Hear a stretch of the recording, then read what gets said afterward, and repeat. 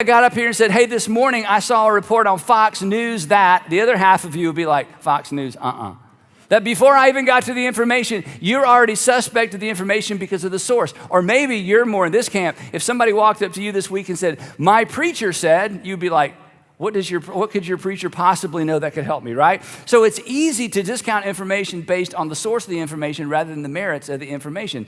But you know this, advice in particular should be judged on its merits, not on its source oftentimes, right? Advice, especially any information, but especially advice should be judged on the merits of the advice, not the source. If you fall for the genetic fallacy, which so many people do, you might become your own worst enemy, Now, this is, as you may know, this is part 3 of this series. We're wrapping this series up today, How Not to Be Your Own Worst Enemy. And we've all been our own worst enemy, and we can all laugh about some events in our lives where we were our own worst enemy. I told you about my college experience. Maybe your college experience was similar. And those are things we can laugh about, but we've also seen people kind of do it up big, right? You've seen someone undermine a marriage and became their own worst enemy. They became their own worst enemy financially. They became their own worst enemy academically. Became their own worst enemy professionally. And you saw this playing out and you just thought to yourself, stop, just stop. You are doing this to yourself. You could see the results before the end got there, right? And when you see somebody do it up big, like really blow up their whole life, and maybe you are that person and you can't believe I'm talking about this today, or maybe you're in the middle of it, but maybe you're on the front end of it. And if you're on the front end of it, I can't tell you how grateful I am that you're here today and that you're listening or that you're watching. But when you see somebody do it up big, you think exactly what I think. You think, I would never do that. I just would never do that. And maybe you won't, and hopefully you won't, but here's what we've said every week. You have the potential to do it up big. You have the potential to become your own worst enemy. And the reason we know that's true is because you have participated in all of your bad decisions. You were there for all of them. As we said the first week, you were the mastermind behind some of your worst decisions. And the reason that's a big deal is a single bad decision, right? A single bad decision is always the first step toward becoming your own worst enemy. Every bad habit has a first time. Every pattern has a first line. Every journey has a first step. So in this series, we're talking about 3 preemptive habits that if you'll develop these habits, you will set yourself up not to ever be your own worst enemy in a small way, laughable ways, or in a big way. Now, a question that you might ask, maybe you haven't asked, but I've sort of wondered if people would ask during the series, why are we talking about this in church, right? I mean, this sounds like a TED Talk. This sounds like something you would just kind of hear in a classroom or a business seminar or just, counseling, right? But the reason we're talking about this in church is that this whole idea of not becoming your own worst enemy, it's really not even about you. Because you know this, maybe you know this from the family you grew up in. When you become your own worst enemy, you're not the only person that's hurt, right? If you blow up your finances, if you blow up your life, you're not the only person impacted. The shrapnel of you blowing up your life impacts the people closest to you. It impacts the people in your future. It impacts the people that depend on you. It impacts the people that love you. So this is a really, really big deal, not just because you're a really big deal, and you're a really big deal, at least you think so, right? I mean, I think I'm a pretty big deal, right? But this isn't even about us. This is primarily about what it means, simply, as we'll see at the end, to follow Jesus. Because if you are a Jesus follower, you are responsible for how your behavior impacts other people. So this isn't just about you getting your life right. This is about you keeping your influence intact. This is about you keeping your reputation intact. This is about you living life in such a way that people would be drawn to your life so that you can point them to the source of life in you. In fact, if you're here for the first time, or maybe you're not a church person or not a religious person, chances are you're here or you're watching or you're listening because of the influence of another Christian, of another Jesus follower. And imagine how much less influence they would have over you if they had just blown up their life or become their own worst enemy in some capacity. So this is really a big deal. This isn't just TED Talk. This really is central to what it means to follow Jesus. Because at the end of the day, how we live our lives is not just about us. We'll talk a little bit more about that in the end. So anyway, I gave you these two preemptive habits. We're going to look at the third one today, but just a quick review. Preemptive habit number one to keep you from becoming your own worst enemy is pay attention to the tension. Pay attention to the tension. One more time, I would love for all of us to read this out loud, even if you're watching and you're sitting by yourself or driving ready. Pay attention to the tension. When you are considering an option, an invitation, any decision, and there's something on the inside of you that's like, I don't know about that, pay attention to that tension. If something about the decision dings your conscience, it doesn't seem wrong to anybody else, but it bothers you, let it bother you. And don't start, as we said the first week, don't start selling yourself on it. Don't start trying to convince yourself. We rarely have to sell ourselves on a really good idea. And then last time we were together, we talked about preemptive habit number 2, and that was pay attention to your narratives. Pay attention to what you say to yourself.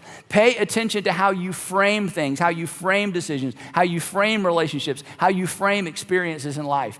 Because our internal narratives can be helpful, but they can be harmful. Our internal narratives actually have the potential to set us up to repeat the past, repeat our failures, and become our own worst enemies.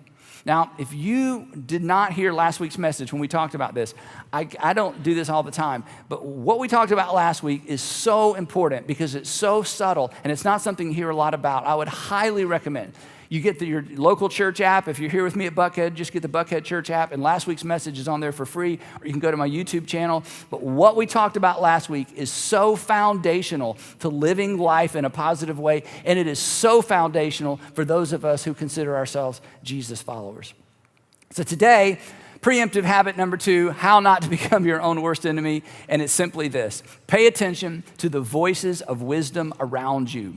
Pay attention to the voices of wisdom around you. Here's what you know about your experience, and here's what you know about the experience of people you've watched blow up their life. Most people, in fact, I would argue all, but let's just be conservative. Most people who become their own worst enemy were warned, weren't they? You were. Somebody in your life said, I don't know about her. I don't know about him. I don't know about that. I don't know about that job. I don't know about that investment. I don't know about, somebody tried to warn you. That most people who become their own worst enemy, somebody tried to warn them, but they wouldn't listen. Because, and this is so important, our worst decisions, don't miss this, our worst decisions, and by worst decisions, I mean those decisions that are tipping points, those decisions that are like points of no return. Those decisions that if we could go back to that one moment and redecide, decide differently, you know, those big moments, if only I could go back to that moment. Our worst decisions are always preceded by a series of unwise decisions. That you made a series of unwise decisions that led you to the point where you made the big one. This is almost always the case when it comes to people who blow up their lives or people who become their own worst enemy. So the idea, or rather the habit, of listening to the wise voices around us is so extraordinarily important. Because if you're in the middle of making a decision right now, here's what I can guarantee you. Somebody is feeling the tension that you're ignoring. Somebody's feeling the tension you're ignoring. There's somebody around you who is not distracted by your internal narratives. Those things that you constantly tell yourself, they're not distracted by those things because they're not aware of those things. There's somebody around you that's connecting some dots that maybe you're not connecting. And possibly they're trying to say something to you. But because of your internal narrative, because you've already made up your mind, it's almost impossible for you to listen. So paying attention to the voices of wisdom around us is an extraordinarily important habit. And the thing is, you already know that. That's not something you haven't heard before. But for whatever reason, it's difficult for us. So what I thought I would do today, because this isn't new news or new information, I want to read to you a story that comes out of the Hebrew scripture, or Christians call it the Old Testament, that I'm hoping will soften your resistance to maybe something you've already heard. That will soften your resistance to something you've already heard, but are having a hard time hearing. And this particular story is not one of the more familiar stories from the Old Testament. It's found in 1 Kings chapter 12. And this particular narrative revolves around Israel's fourth king. Ancient Israel had a series of kings. For context, here's Israel's kings. You'll remember maybe from Sunday school or if you grew up in church, King Saul. Perhaps all of you have heard of King David. And then following King David was David's son Solomon, considered the wisest man who ever lived. And the assumption was that after Solomon died, his son Rehoboam would then take the throne of Israel. Now, to fully understand this story, there's one other character I have to introduce you to. His name is Jeroboam. And who is Jeroboam? I'm so glad you asked. And here's where the story begins. Now, Jeroboam, not Rehoboam, Jeroboam. Now, Jeroboam was a man of standing. That is, people thought this guy had it going on. He was an extraordinary leader. He was well known in the community. And when King Solomon saw how well the young man did his work, he put him in charge of the whole labor force, which was a big, big deal. This is like becoming part of the cabinet in our way of thinking. He got elevated to extraordinary influence in the kingdom of Israel because he was put in charge of forced labor. Solomon, by this season in his life, was building so many buildings and so many monuments to himself that he had, get this, over 150,000 stone cutters and stone transporters, that just about the entire male available population in that area of the world worked for King Solomon. And it wasn't paid labor as much as it felt like forced labor because he was doing these massive building projects. So Jeroboam is in charge of this extraordinarily important and big project. And one day, he's leaving the city of Jerusalem, and something very odd happens. About that time, Jeroboam was going out of Jerusalem, and Ahijah, the prophet of Shiloh, met him. So he's leaving Jerusalem, and this prophet walks up. And whenever a prophet walks up, you know something strange is about to happen. Well, this was really strange. The prophet walks up to Jeroboam and takes off his coat. The prophet takes off his own coat, and then he rips it apart, begins ripping up his coat. And he rips his coat into 12 pieces. And then he hands 10 pieces of his own coat to Jeroboam. And then he says this is what the Lord God says to you. I am going to tear the kingdom out of Solomon's hands, and I'm going to give you 10 of the tribes. As you may remember, Israel was made up of 12 tribes. And this prophet says that Solomon, the king, is going to lose 10 of them. And Jeroboam, you are going to be king of 10 tribes of Israel. And why? Well, and this may be hard for you to take depending on how you grew up in church. But by this time in history, King Solomon had become a pagan king. I say he was a pagan king because he worshiped multiple gods, and that's the definition of a pagan, somebody who worships multiple gods. He'd become a pagan king. He worshiped all the gods of all his wives, and he had a boatload. He had a trainload. He had so many wives, they were numbered. He couldn't even remember their names because he married everybody famous's daughter from all the surrounding kingdoms to create peace treaties. But consequently, he began to worship their gods as well. And he was building them temples and places of worship all over Judea, which was absolutely against what God had told Israel to do. So by this time, he has abandoned basically his faith, and consequently, King Solomon is treating his subjects like all the pagan kings treated their subjects. He treated them like slaves. So this prophet says God's fed up with that, and when King Solomon dies, the kingdom's going to be divided. And Jeroboam, you're going to get 10 of the tribes. But I will, God says, I will not take the whole kingdom out of Solomon's hands. And then he goes on to say this. God says, I made a covenant with David, and I'm going to keep my end of the deal, but David's lineage is not going to have the whole kingdom, just 2 out of the 12 tribes. Well, apparently this was so weird to Jeroboam that he didn't keep his mouth shut, and he began to talk to people saying, I met this crazy prophet, he tore his coat up, he gave me 10. I mean, this is just weird. And word got back to Solomon that Jeroboam, it had been prophesied over him that he was going to be a king in Israel. So Solomon did what ancient kings do when they realize that their dynasty is threatened. Solomon tried to kill Jeroboam, but Jeroboam found out about it, and he fled to Egypt, and he stayed there until Solomon finally died. Now, this is where the story gets really practical and really interesting. But first of all, any questions so far? Are you following this? All the OMs, everybody's got an OM. Okay, here we go. So Solomon dies. The assumption is that Rehoboam is going to be coronated the king. He's going to take his father's place without any challengers. So this is where the story picks up. So Rehoboam, Solomon's son, went to Shechem, a city north of Jerusalem, where actually the original capital of ancient Israel. For all that Israel had gone there to make him king. This is the best day of his life. When Jeroboam, who Solomon raised up and then headed off for Egypt, when Jeroboam heard this, when he heard that Solomon was dead, he thought, oh, it's safe for me to come back home because the king is dead. When Jeroboam heard this, he was still in Egypt where he had fled from King Solomon. He returned from Egypt. And so they being the assembly that represents the people, so they sent for Jeroboam. So the representatives of the people sent for Jeroboam because he was still an outstanding leader and had the respect of the people.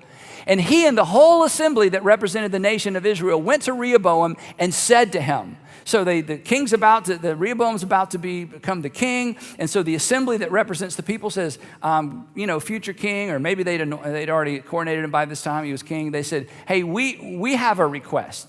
And he said, what is your request? And they're representing all the people. And here was the request. Your father Solomon put a heavy, heavy yoke on us. Your father was like all the other kings. He treated us like slaves. But now we want you to do something different. But now we want you to lighten the harsh labor and the heavy yoke that he put on us. And if you do, Rehoboam, we will serve you willingly.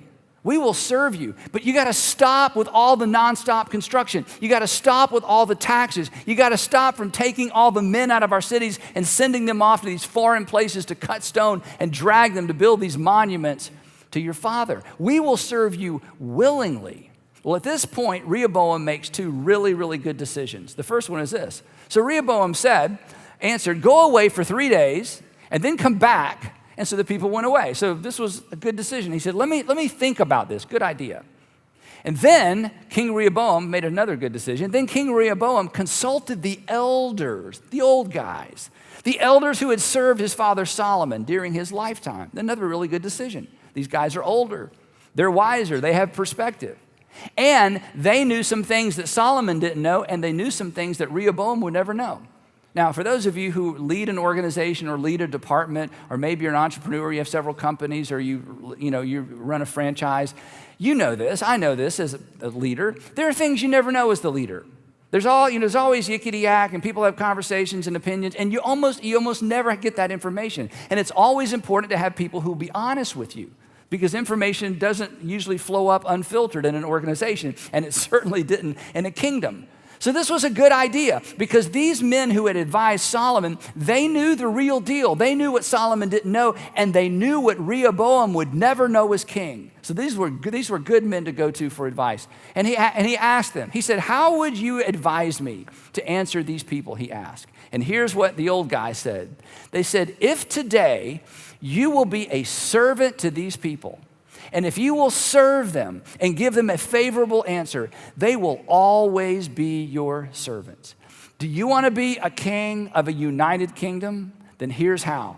You put their interest ahead of your own. You put their interest ahead of your own. Very wise counsel, very good leadership instruction. These guys knew. But here's what Rehoboam thought. Rehoboam thought what maybe we would be tempted to think. What do a bunch of old men know? What do a bunch of old men? They've already lived their lives. They've already had their time. They've already had their time in the sun. They've already had their influence. They don't understand. I'm a young man with my whole life ahead of me, with a legacy to build. What could they possibly know? And he discounted their good advice because of where that advice came from. But Rehoboam rejected the advice the elders gave him. It was what he needed to hear, but it was not what he wanted to do. But it was the only way, and this is where we need to dial in as individually. It was the only way to get to where he wanted to be. Did you know there are people, perhaps in and around you, that have the advice you need to get you where you want to be? And you're discounting their advice because of who they are. They haven't walked in your footsteps. They've never run a business. They've never been a parent. They're only 18 years old. They've never been where you are. They've never gone through a divorce. They've never been in a second marriage. They've never tried to blend a family. They've never moved out of town to the big city. And you have 1,000 reasons to discount their advice. There perhaps is somebody around you who has advice that will help you get to where you want to be. In this case, for Rehoboam, it was a united kingdom, but he didn't want to listen. So you know what he did? He did what we do. He found some folks who would tell him what he wanted to hear. He found some folks who would tell him what he wanted to hear. Let me tell you how to become your own worst enemy. Surround yourself with people who will tell you what you want to hear. If you want to become your own worst enemy, if you want to blow up your family, if you want to blow up your finances, if you want to blow up your future, it's very simple. You just surround yourself with people. In fact, add a layer we'll get to in just a minute. Surround yourself with people who need you and work for you and will only tell you what you want to hear. You'll lose influence, you'll lose opportunity, you'll lose respect, you'll lose resources. This is how you end up where you don't want to be. So let me just ask you this question real quick, kind of lob a question in and we'll keep going with the story. And this isn't for all of us, but this may be the point in the message where you think somebody emailed Andy and told him my story, okay? They didn't. Whose advice are you currently ignoring? You know, it may be bad advice. You may need to ignore it.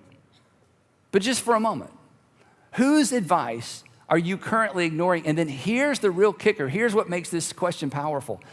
What is that internal, if you were here last time, what is that internal narrative you're using to reinforce your resistance to their advice? Because when you pay attention to that narrative, it is going to be an indicator as to whether or not you are resisting good advice or bad advice.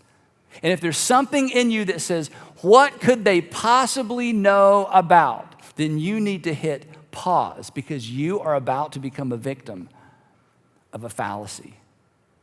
When my boys were growing up, very, very young, they expressed interest in baseball, and I wanted to be involved in their lives, so I became a baseball coach. And I coached them from when they were, from when I was pitching, okay, to where they were pitching so hard, I was afraid to catch it. I went with them all the way up through high school.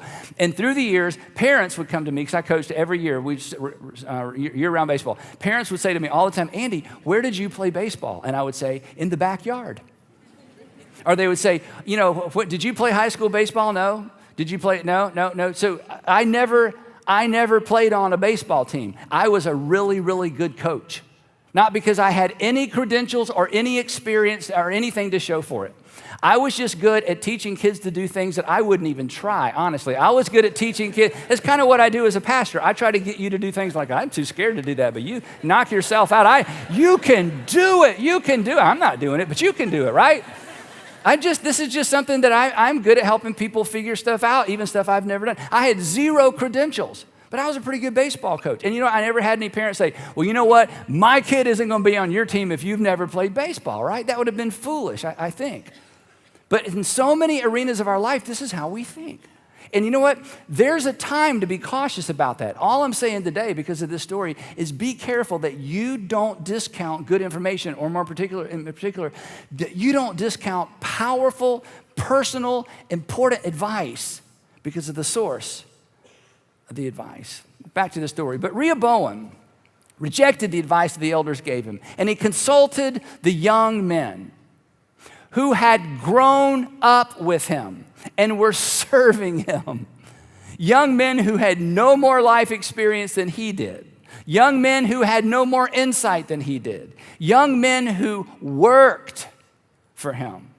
And again, as I said earlier, when the only people who have access to you are people who need you or who are people who want something from you, when the only people who have access to you are people who need you or want something from you, you are in a dangerous, dangerous place. And that's why we all have to be so proactive to bring people into our sphere of influence and give them opportunity to influence us from the outside, because as life goes on and as you're more successful, more and more you will naturally be surrounded by people who need you or want something from you. And in this case, Rehoboam chose the men who needed him and wanted something from him. And so he asked them, what's your advice? How should we answer these people who say to me, lighten the yoke your father put on us? Because come on, we can always find somebody who's going to tell us what we want to hear, right? We're going to always be able to find people who tell us what we want to hear so we can do what we want to do. And here's the challenge. And if I could just grab some of you by the shoulders, look in your eyes, I would say, look, the problem The problem with always doing what you want to do is you eventually arrive at precisely where you don't want to be.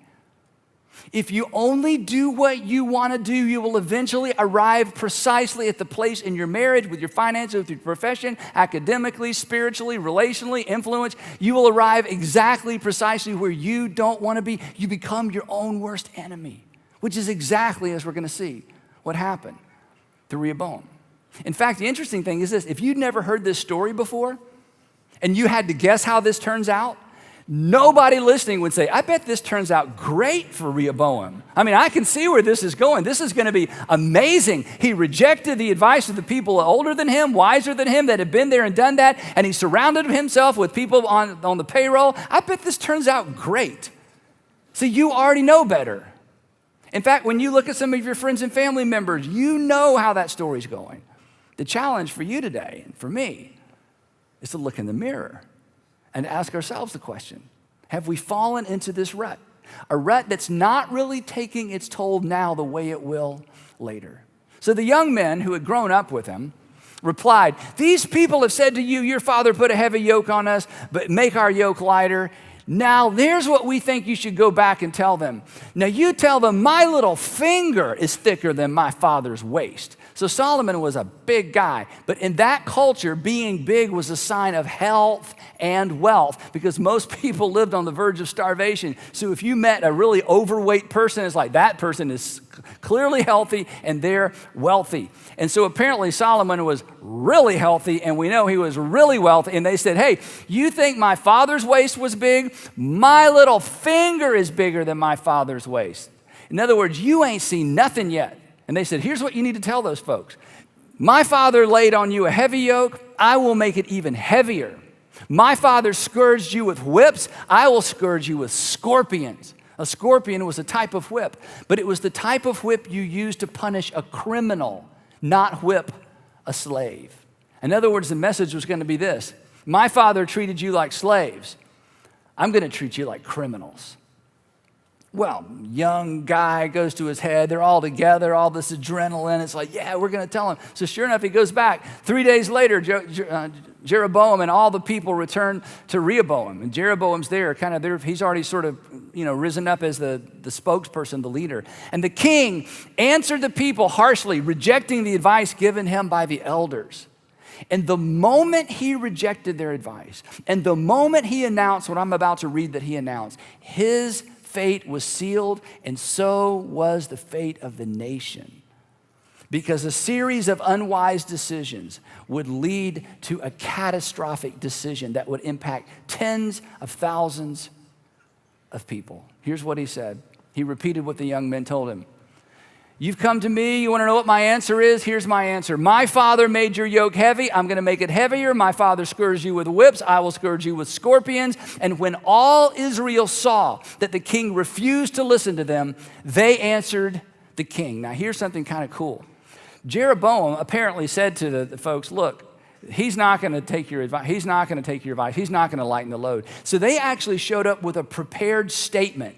And this statement, we know, was a quote from a document that a rebel back in David's time had prepared when he rebelled against David. And this was a document that had floated around. So this was a well-known script. So they read this older script to remind the king, hey, this is a big deal. This isn't just a handful of us. We speak for the nation. And here's what they said. They said, what share do we have in David? What part in Jesse's son? Jesse was David's father.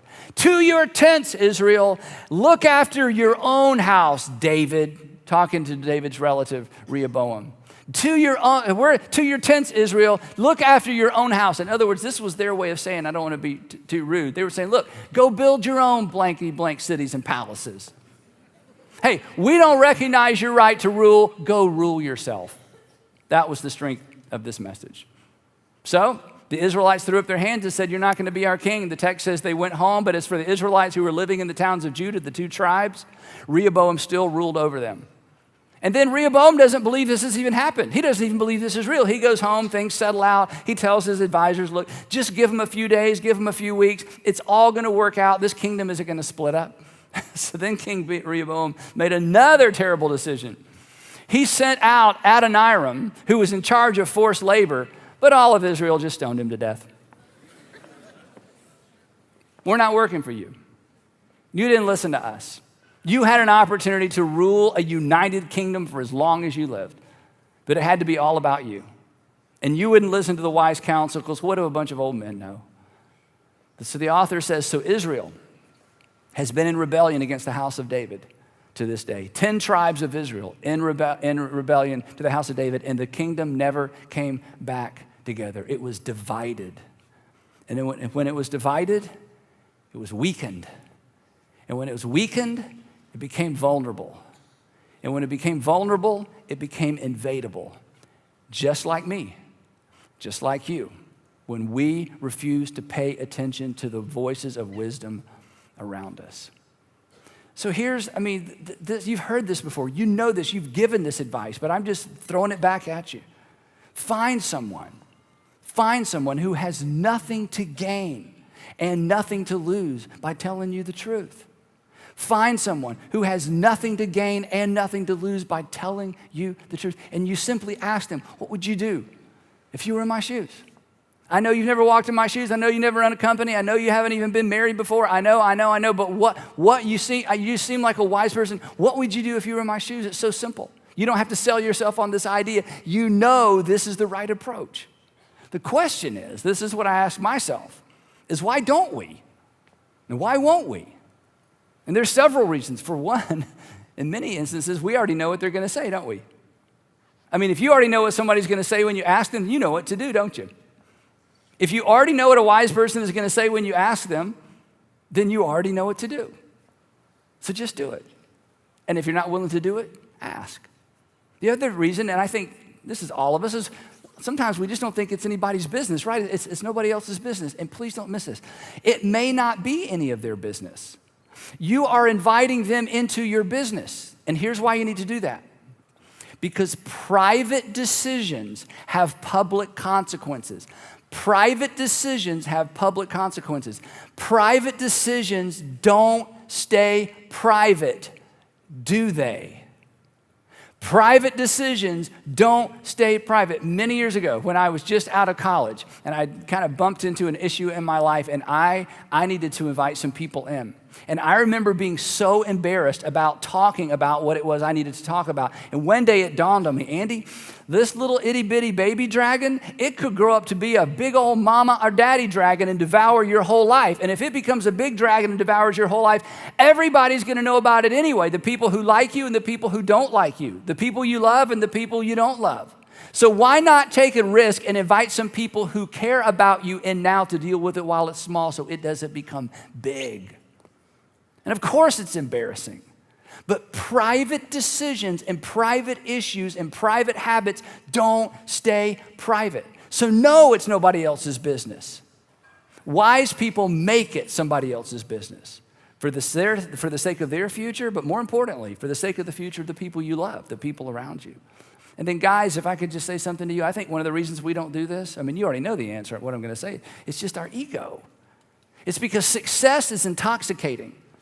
And look, just burst your bubble. Success doesn't mean you're smart. And success doesn't make us smarter. In fact, success often makes us more careless. It makes us clueless. I mean, I've heard men say, not exactly these words, but through the years, well, Andy, you try to get a guy to go to a parenting seminar. You try to get a man to read a book about being a father. No, I'm not going to do that. Why? Well, I was a kid once. I know how to raise one. Hey, I had a surgery once. Would you let me do surgery on you? I don't think so, and I wouldn't let you do. I mean, it doesn't make any sense. Somebody can see what you can't see. Somebody is connecting dots. You're not connecting. There's somebody perhaps close to you that is not distracted by your internal narrative because they have a different narrative. They can see what you can't see, and you lose if you don't know what they already know. So here's I want to challenge you to make a commitment, even if it's just for a month or maybe even just for a week. But this is a habit that will serve you well. In each of these messages, I've asked you to make a specific commitment related to the message. And the commitment related to this one is simply this. Would you commit, I will not automatically discount advice based on the source of the advice? I'm telling you, this will serve you well for the rest of your life. I will not automatically discount advice based on the source of the advice.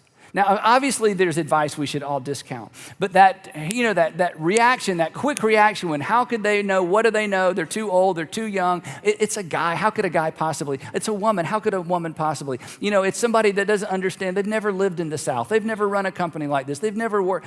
We immediately discount advice. Would you just decide, you know what, for me, I'm not doing that. I will not automatically discount advice based on the source of the advice. And when you make this commitment, you begin to further the habit of paying attention to the voices of wisdom around you. Because, and you know this already, wise voices set you up for wise choices. And why is this a big deal? Because every single person that's blown up their life, every single person that's become their own worst enemy, that final decision, that one moment in time they wish they could go back and undo, was preceded by a series of unwise decisions. And when we surround ourselves with, and when we listen to, and when we open ourselves up to the voices of wisdom, we make better decisions. We live with fewer regrets. We avoid becoming our own worst enemy. So one more time, whose advice are you currently ignoring? And what's the narrative that fuels your ability? Distant tide in this experimental rhythm. I'm here to buy a symphony of dreams in an indie rock scene, in this layered dance where my heart's been. Oh, I'm lost in the music, in this simply dream, with a classic tune that I can't quite see. Lifting my voice in the alt rock light, in this haunting song where dreams ignite.